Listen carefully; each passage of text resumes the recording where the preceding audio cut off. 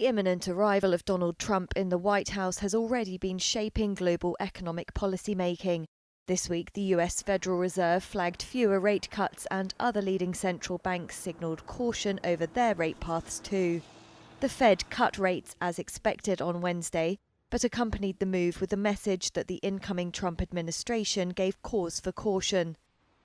The sentiment was echoed by its counterparts in London, Tokyo, Frankfurt and elsewhere. The repeated urging of caution around further rate cuts triggered a slide in stock prices. Just a single Fed rate cut is now priced in for 2025. As expected, the Bank of England kept its main interest rate unchanged at 4.75% on Thursday. It said it needed to stick to its existing gradual approach to cutting rates. In Japan, the central bank has kept its ultra-low interest rates. The threat of Trump's policies has cast a shadow over the export-reliant economy. A Reuters survey of Japanese businesses recently showed nearly three-quarters expect Trump to have a negative effect on their operating environment. Norway's central bank held its policy interest rate unchanged at a 16-year high. It's highlighted the risk of a trade war between the United States and China. While Sweden's central bank has said it now sees reasons to be more cautious about cutting rates in early 2025. The European Central Bank's president, Christine Lagarde, was vague about further rate cuts when she spoke this month.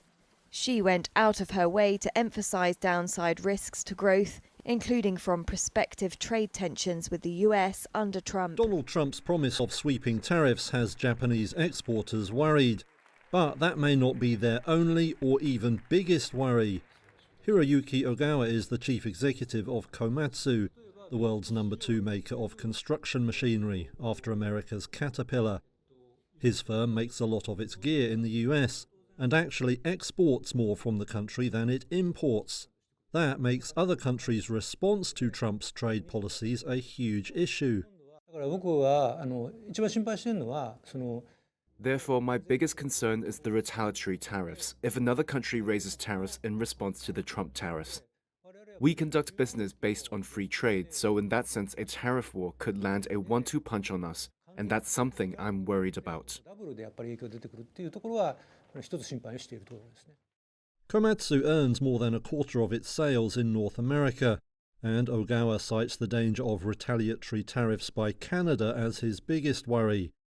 But when firms like Komatsu look ahead to a Trump administration, they also see positives to set against the tariffs.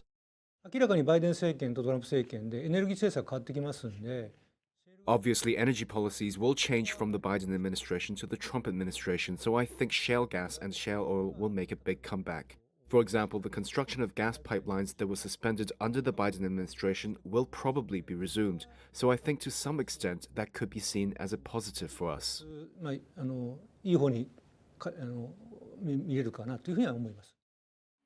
With a month to go before Trump takes office, exporters around the world will be making similar calculations. Like Ogawa, many will be hoping they don't face a double hit in the US, tariffs on the way in and tariffs on the way out. Volkswagen and Labour representatives have made progress in some areas of their long-running talks. That's according to a statement put out by the IG Metall union Thursday.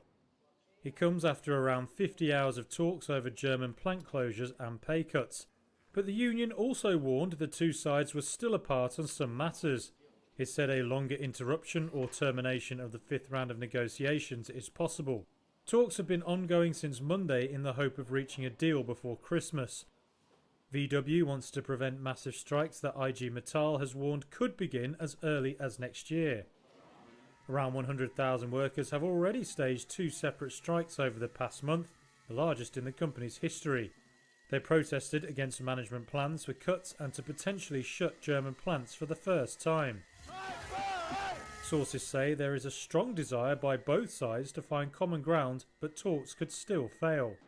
Volkswagen declined to comment. Both sides remain far apart on key issues, including the potential for plant closures.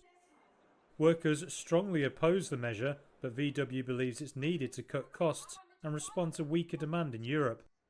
VW is also grappling with cheaper Chinese competitors and faces slower than expected adoption of electric vehicles. Bloomberg reported earlier Thursday that VW and Labour unions were nearing an agreement to restructure the VW brand without closing German factories.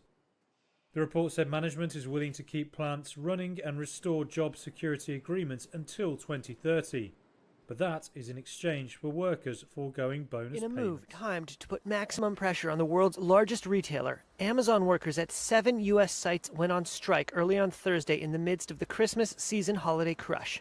The action is aimed at pressuring Amazon into contract talks with their union.